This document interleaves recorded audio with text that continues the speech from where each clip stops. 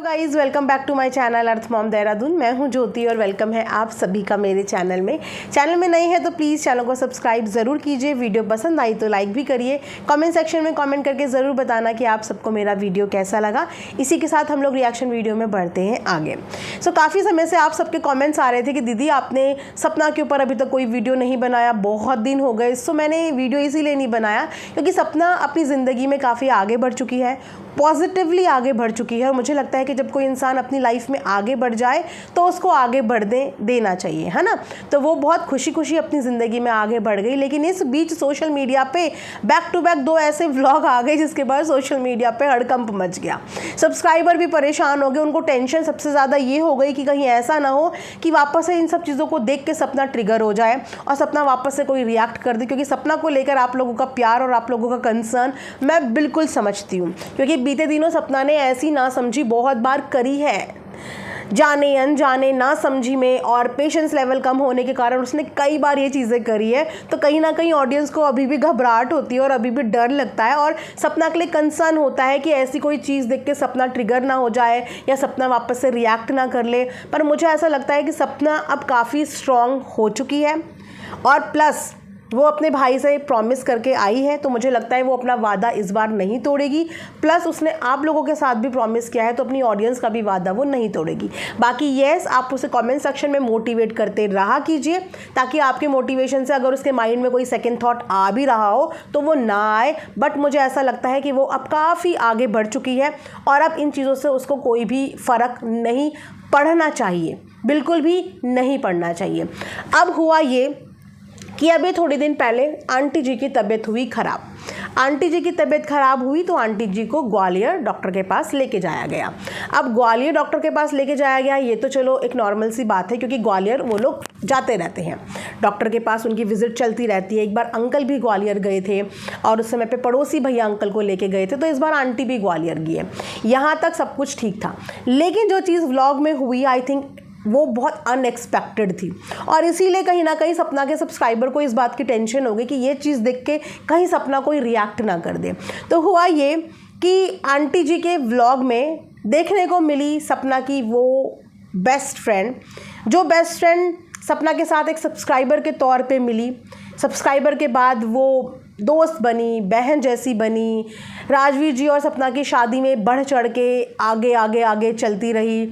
उसके बाद जब सपना अपने ससुराल छोड़ने को मन बना लिया तो वही दोस्त उसको अपने भरोसे पे अपने घर लेके गई, फिर अपने पास सब कुछ दिलाया और बहुत भाग दौड़ करी सपना के लिए। फिर उनके बीच में कुछ भी चीज़ें हुई, क्या नहीं हुई। उसके बाद सपना वहाँ से वापस आ गई और सपना ने आके बताया कि चीज़ें वहाँ पे सही नहीं हुई और उसका वहाँ से दोस्ती वाला रिश्ता टूट गया। ठीक है, ये सब चीज़ें हुई।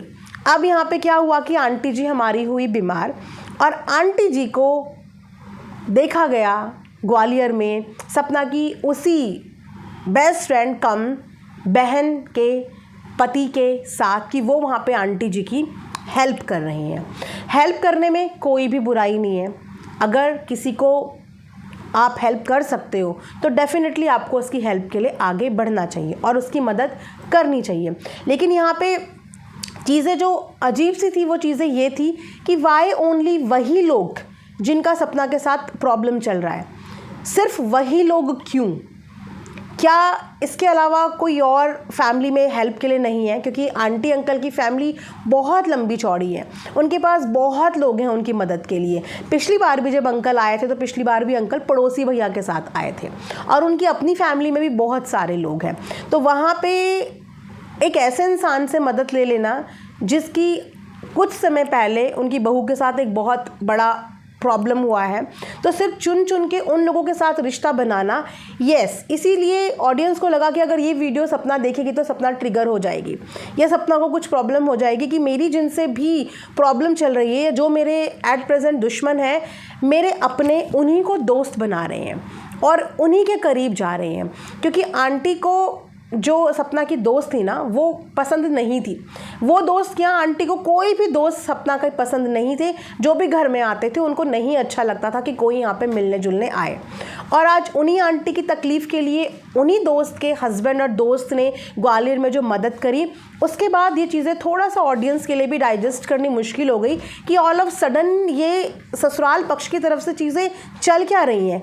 वो सारे लोग धीरे धीरे अपने होते जा रहे हैं जो सपना के दुश्मन हैं। एक होता है कि बातचीत है नॉर्मल, कोई प्रॉब्लम नहीं है, तब कोई हेल्प कर रहा है समझ में आता है, लेकिन जिनका प्रॉब्लम है जब वो हेल्प करने जाते हैं तो ये ऑकवर्ड लगता है ऑडियंस के लिए।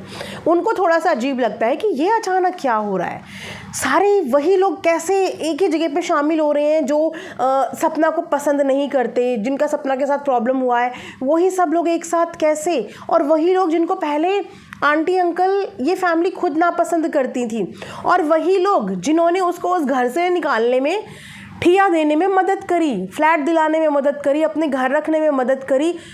तो एनीवेज़ अब ये तो वही लोग जाने कि क्या रियलिटी है क्या रियलिटी नहीं है, लेकिन ऑडियंस को थोड़ी सी ये चीज़ अटपटी लगी कि ऐसा कैसे हो गया। अब जिसके साथ मेल जोल बढ़े, है ना, ज़रूरी नहीं है कि अब अगर वो सपना के साथ उनके 19-20 हो गई तो आंटी अंकल के साथ भी हो। चलो अच्छी बात है कि आंटी अंकल की लिस्ट में एक और नाम ऐड हो गया उनके सुख दुख में आने के लिए। अब अगर कभी भी उन्हें ग्वालियर विजिट करना पड़े तो उनको इस बात की प्रॉब्लम नहीं होगी कि हम उस शहर में किसी को जानते नहीं हैं, उस शहर में उनको जानकार लोग मिल गए जो उनकी हेल्प कर सकते हैं, और बिल्कुल हेल्प करनी चाहिए। सपना से रिश्ता नहीं भी है तो कोई बात नहीं, अंकल आंटी के साथ भी अच्छी रहे वो, तो उसमें भी कोई दिक्कत नहीं है। मुझे लगता है कि आप लोगों को टेंशन लेने की बिल्कुल भी ज़रूरत नहीं है।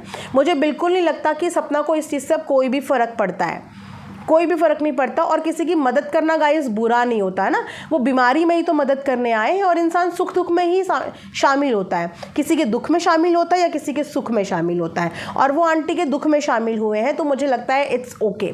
आप लोग बिल्कुल भी इस चीज़ को लेकर नेगेटिव मत होइए, क्योंकि अगर आप लोग नेगेटिव होंगे तो फिर आप किस तरीके से सपना को पॉजिटिव करेंगे। तो आप भी इस चीज़ से बिल्कुल भी नेगेटिव मत होइए। उन्होंने आंटी की बीमारी में हेल्प करी है, जो कि अच्छी बात है। चलिए अब ये चीज़ तो एक व्लॉग के बाद ख़त्म हो गई। उसके बाद आया है दूसरा व्लॉग। अब व्लॉग जैसे ही दूसरा आया वहाँ पे देखने को मिले आंटी के और भी रिश्तेदार। आई थिंक वहाँ पे एक आंटी आई हुई है, उनकी शक्ल जो है ना वो बिल्कुल आंटी से मैच कर रही है, तो मुझे ऐसा लग रहा है कि वो आंटी की बहन ही है। प्लीज़ मुझे करेक्ट करना अगर मैं गलत बोल रही हूँ, क्योंकि उनकी शक्ल एक जैसी लग रही है, और जो छोटी बच्ची है वो उनको बुआ जी बोल रही थी, तो बुआ का मतलब वो बहनें हुई दोनों, और उनके साथ वो जो दूसरे वाले भी हैं और उनकी वाइफ भी है। तो आंटी का मायके ऑलमोस्ट इस समय पे आंटी के घर पे आया हुआ है, क्योंकि आंटी जी की तबीयत हो गई थी ख़राब। अब तबीयत ख़राब में क्या है कि उनको फैटी लीवर का भी प्रॉब्लम हो रहा है, और उनको कुछ गैस्ट्रिक प्रॉब्लम भी है, जो आई थिंक उनको बहुत समय से है, सपना के टाइम से है, क्योंकि हमने व्लॉग में कई बार देखा है कि कई बार आंटी को ये पेन उठता था, कई बार, और सपना कई बार उनको हॉस्पिटल भी लेके जाती थी, कई बार उनके घर में भी ड्रिप चढ़ती थी, और कई बार सपना उनका पेट भी मलासती थी और उनका सर भी दबाती थी। तो प्रीवियस व्लॉग से हमें ये पता है कि आंटी के साथ ये इश्यूज़ जो है गैस्ट्रिक और ये वाला फैटी लीवर वाला इशू चलता है, वो है उनके साथ। तो इसीलिए उनका जो फैमिली है वो वहाँ पे आई। अब फैमिली आई तो फैमिली लग गई घर के काम में। देख के अच्छा लगा कि वो लोग मेहमान की तरह नहीं आए, घर के फैमिली मेम्बर की तरह आए। और सुनने में आया कि उनका तो फ्रिज भी बहुत समय से गंदा हुआ था, और वो फ्रिज भी आके भाभी जी ने साफ़ किया है। भाभी जी ने फ्रिज साफ़ किया, भाभी जी ही खाना बनाती हुई नज़र आई, और उसके बाद आंटी की जो बहन है उन्होंने ढोकला भी बनाया। तो घर में काफ़ी रौनक है, घर में काफ़ी चहल पहल है, लेकिन ये चहल पहल टेम्पररी है, राइट। थोड़े दिन के बाद सब अपने अपने घर चले जाएंगे, उसके बाद आंटी अंकल और साथ में वो छोटी बच्ची, राइट। ये सब चीज़ें देख के ना अचानक से पुराने वाले व्लॉग्स याद आ जाते हैं, क्योंकि आंटी को जब भी हेल्थ इश्यूज़ होते थे ना तो सपना एक टांग पे खड़ी होकर आंटी की सेवा में जुट जाती थी। आंटी के सर पे मालिश करना, उनका सर दबाना, तब तक वो घर बिल्कुल अच्छे से मैनेज हो रहा था। कभी भी वो घर ऐसे नहीं दिखा कि ऑर्गेनाइज नहीं है। आंटी की तकलीफ़ में उनके पास बैठना, उनको ढंग से खाना देना, उनके खाने का ध्यान रखना, और घर को पूरा मैनेज करना, साथ में अपना सोशल मीडिया का काम भी करना, बच्चों को भी देखना, ये सारी चीज़ें सपना करती थी। सपना ने सेवा पानी में एक्चुअली कभी भी कोई कमी नहीं करी। और ये लोग जो आए हैं ये अभी आए हैं, अभी चले जाएंगे, लेकिन इंसान की उम्र जैसे जैसे बढ़ती है ना वैसे वैसे उसको मेडिकल अटेंशन प्लस परिवार की अटेंशन की बहुत ज़रूरत पड़ती है। और शायद वो काम बेटे बहू बच्चे यही कर सकते हैं। जैसे जैसे एज बढ़ती है वैसे वैसे इंसान की डिपेंडेंसी ना सब पे आती रहती है। और उस वक्त पे सपना की सेवा सबको याद आ रही थी, फैमिली को नहीं, लेकिन हाँ कमेंट सेक्शन में ऑडियंस को याद आ रही थी कि जब आंटी पहले बीमार होती थी तो सपना बहुत केयर करती थी आंटी की। और तो इसीलिए थोड़ा सा आंटी को देख के बुरा भी लग रहा था कि आज उनको इतने सारे लोग अपने पास चाहिए काम करने के लिए। उस समय पे एक ही बहू ने पूरा घर संभाला हुआ था, दोनों की तकलीफ़ संभाली हुई थी, अंकल की भी आंटी की भी, क्योंकि बीपी, शुगर, फैटी लीवर ये ऐसी चीज़ें होती हैं जो इंसान को बहुत लंबे लंबे समय तक चलती हैं। एंड इन चीज़ों की मेडिसिन रुकती भी नहीं है ना, और इतने दिन तक कोई आपके पास रह भी नहीं सकता। लेकिन उसने ये सारी चीज़ें संभाली हुई थी। और अब इस हालत में आंटी को देख के कि घर कितना अनऑर्गेनाइज्ड हुआ है, बिल्कुल भी बैलेंस नहीं है, कि फ्रिज इतने इतने दिनों तक साफ़ नहीं है। एक बूढ़ा इंसान, बुज़ुर्ग इंसान घर का क्या क्या कोना देख पाएगा, क्या क्या चीज़ें मैनेज कर पाएगा, अपनी खुद की हेल्थ कंडीशन प्लस घर की जिम्मेदारियाँ प्लस 2 पेट्स प्लस एक बेटी, उसकी भी जिम्मेदारियाँ। अब छोटी बच्ची के ऊपर भी हम क्या ही बोलें कि वो क्यों नहीं काम कर रही है, क्योंकि आजकल के बच्चे कुछ काम करने में होते हैं चटक पटक, कुछ लोग नहीं होते। और उसके बाद अपना खुद का सोशल मीडिया का काम भी है, वो सोशल मीडिया के भी प्रमोशंस वगैरह करती है, जिसके लिए ये भी टाइम टेकन चीज़ होती है। इसके लिए भी आपको काम करना पड़ता है, प्लस उसके पास अपनी स्टडीज़ भी होगी। और होता है कोई इंसान घर के कामों में नहीं इंटरेस्टेड होता, अपने अपने इंटरेस्ट ऑफ एरिया होता है। तो मैं काम के मामले में गर्ल्स को, लड़कियों को जज नहीं करती कि उसने ये काम क्यों नहीं किया, बच्चों के दिमाग में भी नहीं आता और उनका मन भी नहीं करता, है ना। तो वहाँ पे घर की हालत देख के ऐसा लग रहा है कि घर का बिल्कुल हालत जो है वो बिल्कुल ऑर्गेनाइज नहीं है। और ये चीज़ देख के बुरा लगता है कि इतना बड़ा घर में रहने वाले लोग भी हैं, लेकिन उसके बाद भी घर बिल्कुल भी ऑर्गेनाइज नहीं है, कि बाहर से लोगों को आना पड़ रहा है, भले ही रिश्तेदार हो, उन लोगों को आना पड़ रहा है घर की छोटी छोटी चीज़ों की साफ़ सफाई करने के लिए, घर में खाना वगैरह बनाने के लिए, हेल्प करने के लिए। तो इस समय पे ऐसा लगता है कि सपना यहाँ पे होती तो शायद चीज़ें ऐसी नहीं होती, या अंकल आंटी इस चीज़ को समझ पाते या फील कर पाते। क्योंकि अब मुझे लगता है अपनी बहुत सारी गलतियों से सपना बहुत कुछ सीख चुकी है, काफ़ी हद तक काफ़ी चीज़ें सीख चुकी है, और शायद वो पहल भी कर चुकी थी चीज़ों की। लेकिन मुझे लगता है कि अंकल आंटी को भी अब अपनी हेल्थ देखते हुए, अपनी एज देखते हुए शुरुआत करनी चाहिए, एक कदम आगे बढ़ाना चाहिए कि आगे की उनकी जितनी भी ज़िंदगी है, बच्चे तो उनके कोई वापस नहीं ला सकता, जो इस दुनिया से चले गए वो वापस नहीं ला सकता। और यस, एक माँ अपने बच्चों के लिए जीती है तो उनके पास जीने का रीज़न है नहीं, लेकिन सपना भी अपने बच्चों के लिए ही जी रही है और उसके पास अभी जीने की वजह है। और अंकल आंटी के पास जितना भी समय है, उनके पास उनके बच्चे नहीं हैं, पर उनके बच्चों के बच्चे हैं।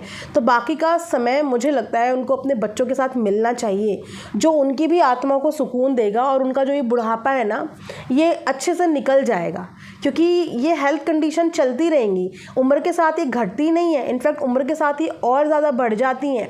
और मुझे ऐसा लगता है सपना का नेचर देख के, उसका दिल देख के, कि अगर अंकल आंटी ने भी एक कदम आगे बढ़ाया ना, तो वो भी अपना पैर पीछे नहीं खींचेगी, क्योंकि वो गुस्से में बोलती है, फिर चीज़ों को भूल के आगे भी बढ़ जाती है। और अब वो काफ़ी चेंज हुई है, उसके अंदर काफ़ी पॉजिटिविटी आई है। अपनी गलतियों को मानना एक सबसे बड़ा पश्चाताप होता है, कि सामने वाला इंसान अपनी गलतियों को फील कर रहा है या अपनी गलतियों को मान रहा है और उसमें आगे बढ़ गया है। तो अंकल आंटी का एज देखते हुए मुझे लगता है कि चीज़ें होनी चाहिए सही।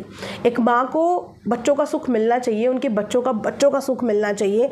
आज वो डिप्रेशन में रहती होंगी क्योंकि उनके पास कोई रीज़न नहीं है, लेकिन जब वो दोनों छोटी बच्चियाँ उनके पास होंगी तो उनके पास भी एक रीज़न होगा मुस्कुराने का, उनकी तबीयत ठीक होने का, और उनकी केयर करने के लिए उनकी बहू होगी। उन्हें किसी बाहर वाले को बुलाने की ज़रूरत नहीं पड़ेगी, किसी की भी मदद की ज़रूरत नहीं पड़ेगी, उनकी बहू उनके पास रहेगी।